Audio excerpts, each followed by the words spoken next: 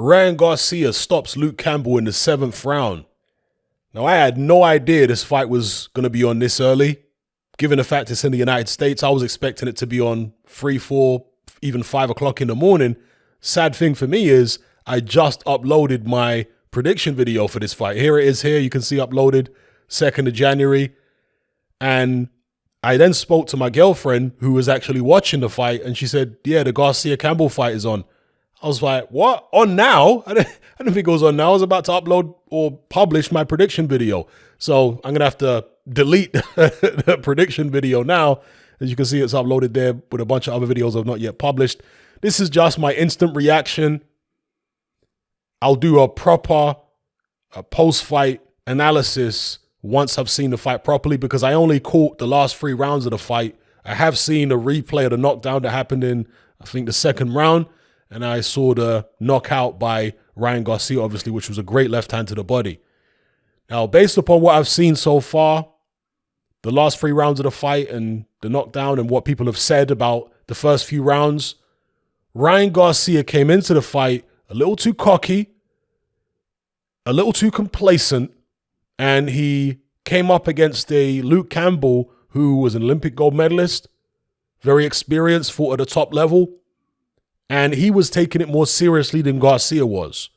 So it took Garcia to bring himself back to reality. Well, he had no choice after that knockdown. A knockdown brought him back to reality, and he understood this is a real fight. This is not a knockover job. Maybe some of the people around Garcia were gassing him up, and a lot of the fans gassing him up, making him feel like it would be an easy fight, making him think it would be like, let's say, Callum Smith versus Canelo Alvarez. It wasn't like that, okay?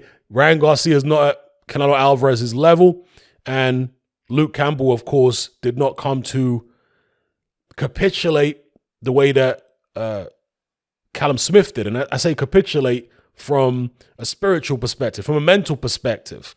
He didn't really try to stick it on Canelo. Well, Luke Campbell did stick it on Ryan Garcia, and that knockdown was a tremendous shot. So, yeah, great stuff from Luke Campbell there. But ultimately, Ryan Garcia's youth, his punching power, his speed, his extra talent managed to win the day. And he hurt Luke Campbell, was it in the, I want to say the 5th? Was it the 5th round, 4th or 5th round? He hurt Luke Campbell. And then he finally finished him off in the 7th. And from what I saw, Campbell looked tired. Even though he dropped Ryan Garcia and he was having success in the fight, Garcia looked the more relaxed of the two. He looked like the one who had a lot more gas left in the tank. Luke Campbell appeared to be breathing heavy. I'm not sure if he took some kind of damage in the first 3 rounds despite that knockdown, or whether he was just very tense. I don't know.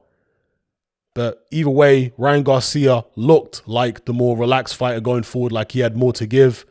And that turned out to be the case. Great body shot in the 7th round from Ryan Garcia.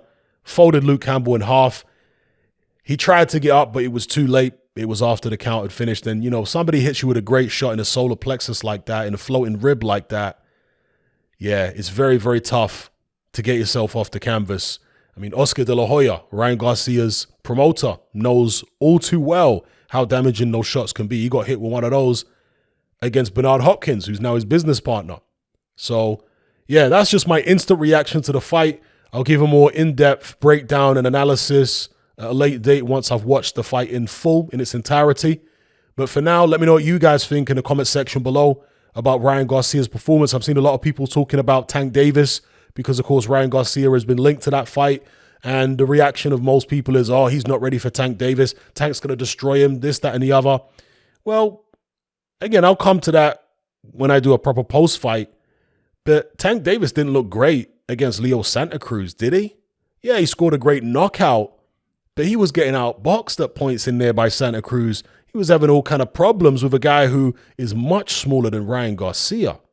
Doesn't hit as hard as Ryan Garcia, and even though he's a smaller guy, for my money, doesn't have the explosive speed of Ryan Garcia. Not as young or fresh as Ryan Garcia. Santa Cruz been in plenty of tough fights. So I wouldn't write Ryan Garcia off against Tank Davis just yet. I'm not saying that Tank Davis wouldn't be the favorite. I'm not saying Ryan Garcia would be the favorite necessarily. But, you know, let's just take our time. take our time. Boxing fans tend to be a bit reactionary, jump to conclusions based upon what they expected from this fight. They thought it would be a walkover job. They thought that Luke Campbell was just another Euro bum being brought over. They saw the Callum Smith performance against Canelo. They weren't impressed and they thought, Brits can't fight. The typical stuff that Americans have said over the years. Well, Luke Campbell had different ideas. So maybe some of the Ryan Garcia fans and the American fans in general underestimated Luke Campbell as much as Ryan Garcia did. Maybe that's the issue here. So they didn't have a realistic expectation of what this fight would be. So let's just be a bit circumspect before we write Garcia off against Tank. And I'll go into it more in my proper post-fight. So for now, adios.